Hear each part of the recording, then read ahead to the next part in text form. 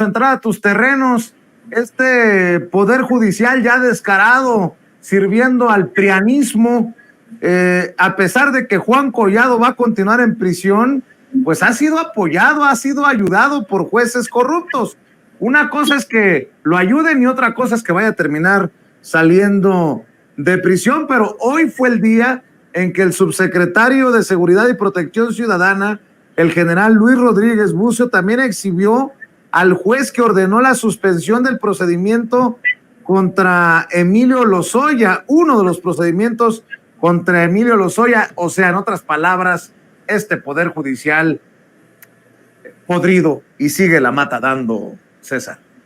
Pero fíjate, Vicente, yo lo he dicho hasta el cansancio, ¿no? Por supuesto que sí hay jueces de consigna y jueces corruptos, lo sabemos, pero alguien ha tenido la oportunidad de revisar cómo han sido las audiencias, alguien ha tenido la oportunidad de revisar toda la documentación.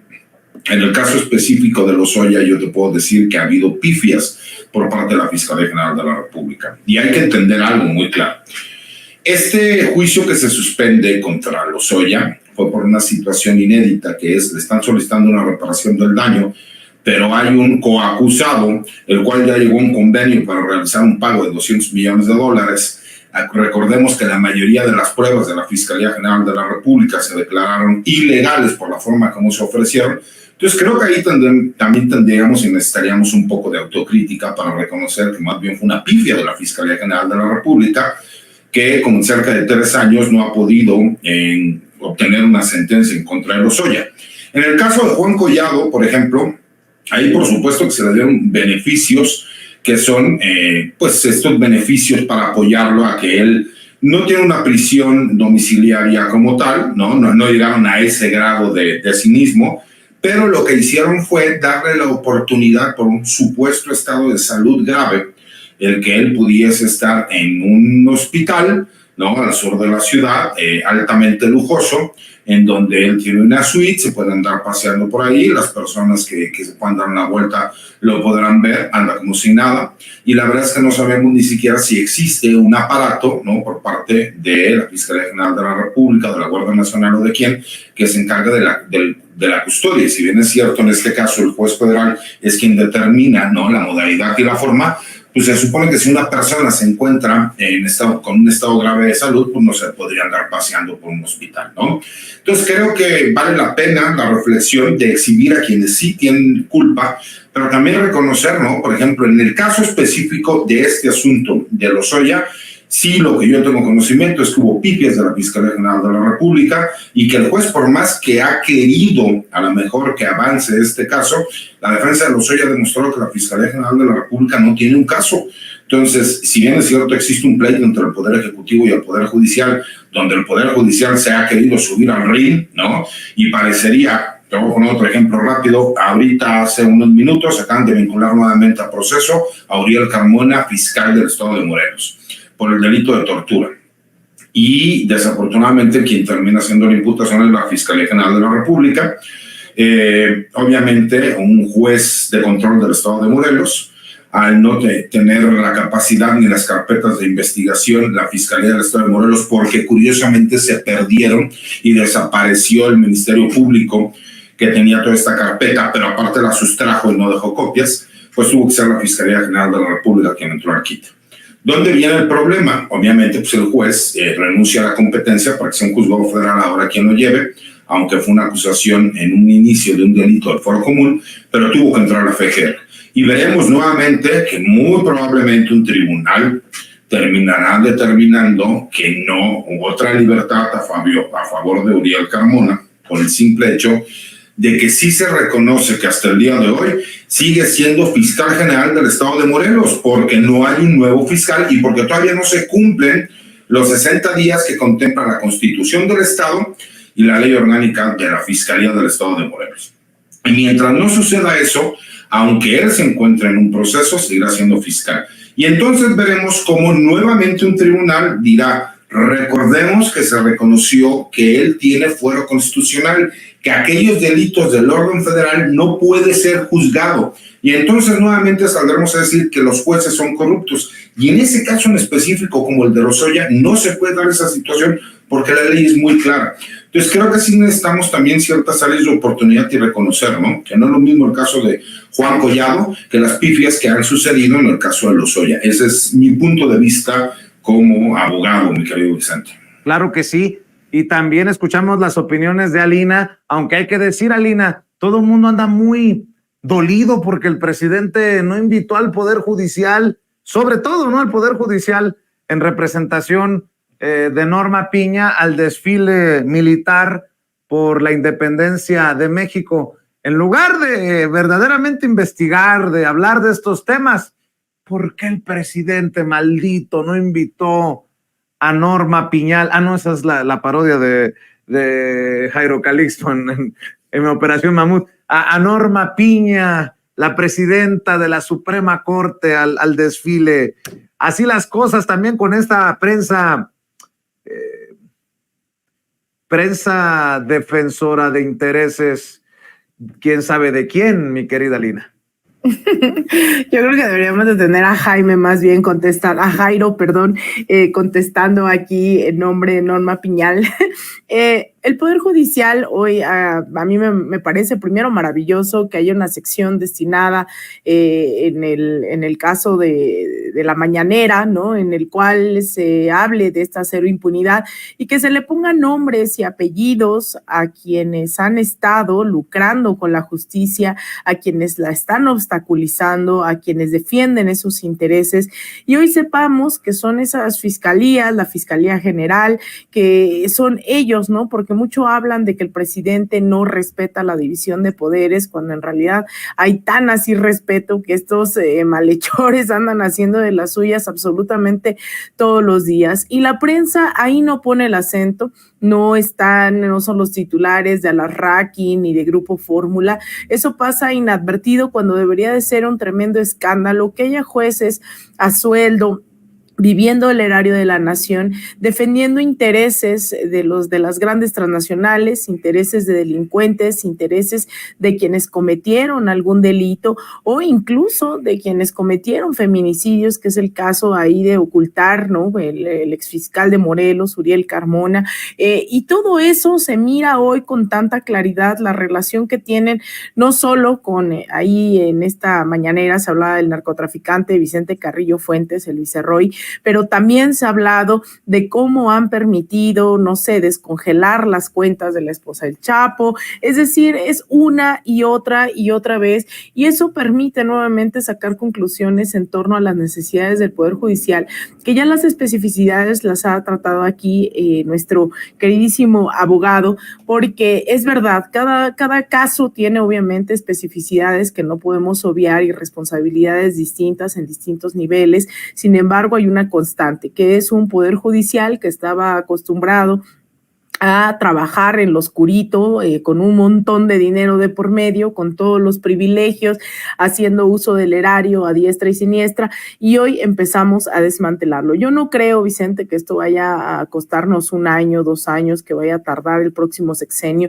Yo creo que es de las cosas que está más enraizados los intereses de ciertas oligarquías, que vemos cómo los Claudio X González, las Xochitl Gálvez hacen uso de todas las estrategias a su alcance para impedir que se hable de ella en la mañanera, para interponer demandas o todo tipo de recursos en contra de todos los megaproyectos de la Cuarta Transformación, etcétera, etcétera. Entonces, ahí hay algo que hay que seguir evidenciando y que habrá que tomar conciencia de que reformas como estas pues van a requerir esto que dice el presidente, el plan C, ¿no? Que es más allá de la tómbola, que también eso es importante y por eso les decía, se tiene que sentar un piso parejo porque pues la tómbola no tiene que significar la independencia en torno a un proyecto que dicen que van a representar, ¿no? los legisladores o legisladoras, sino que tendrían que tener claridad ideológica, política para saber qué es lo que van a votar, y eso pasa también por reformas estructurales que se han quedado todavía en el tintero en esta administración y que hoy tenemos muchísimas herramientas, muchísimos datos para saber qué es lo que se tiene que cambiar, y el Poder Judicial sin duda es una de esas prioridades, creo, para la siguiente administración. Y por cierto, le siguen saliendo cosas extrañas a la Suprema Corte de Justicia de la Nación. que clases de boliche y no sé qué otras madres, dinero, están pidiendo más dinero para el próximo año en el Poder Judicial y en la Suprema Corte de Justicia de la Nación. Ahora investigación, tengo entendido, de sin embargo, así como lo han hecho los colegas de Contralínea, empiezan a salir gastos absurdos, pero bueno, será harina de otro costal. A lo mejor yo soy muy mal pensado, soy muy mala leche. Mi querido Jaime, también escucho tus opiniones. Pues fíjate que no es que sea harina de otro costal, toda forma parte de, ¿no? Porque si tú empiezas a sumar o enlistar, ¿se acuerdan la sorpresa que nos causó a todos la lista de privilegios que alguna vez enumeró Monreal, que nos quedamos todos, pero ¿cómo? 2 limusinas, cuántos empleados, cuántos teléfonos inteligentes de alta gama, cuántas vacaciones pagadas, cuánto de aguinaldo.